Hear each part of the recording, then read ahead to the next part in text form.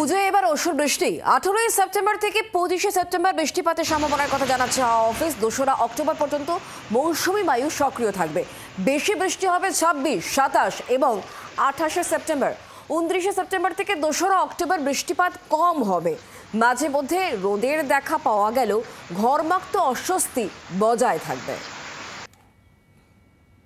মুহূর্তে যে ঝলমলে মেঘমুক্ত আকাশ, সেই সুযোগকে কাজে লাগিয়ে উইকেন্ডেই পুজোর কেনাকাটা সেরে ফেলুন। বৃষ্টিকে মাথায় করেই দুর্গাপুজো কাটাতে হবে বাঙালিকে, একথা কার্যত স্পষ্ট করে জানিয়ে দিয়েছে নয়াদিল্লির মৌসুম ভবন এবং হাওয়া অফিস। তার কারণ, দুর্গাপুজোয় সপ্তমী পর্যন্ত নিরবিচ্ছিন্নভাবে রাজ্যের প্রায় প্রতিটি জেলায় বজ্রবিদ্যুৎ সহ হালকা থেকে মাঝারি বৃষ্টি চলবে। তার আগে অর্থাৎ বিশ্বকর্মা পুজোর পরের দিন থেকে কার্যত পঞ্চমী পর্যন্ত রাজ্যের একাধিক জেলায় ভারী বর্ষণের পূর্বাভাস দেওয়া হয়েছে।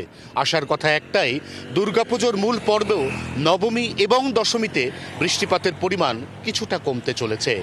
18ই সেপ্টেম্বর থেকে 2রা অক্টোবর পর্যন্ত প্রাকৃতিক দুর্যোগ বা বিপর্যয়ের কারণে উত্তরবঙ্গ এড়িয়ে চলার পরামর্শ দিচ্ছে আবহাওয়া বিজ্ঞান মন্ত্রক।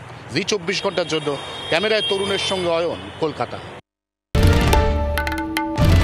বাংলার আওয়াজ, বাঙালির আবেগ, জি 24 ঘন্টা।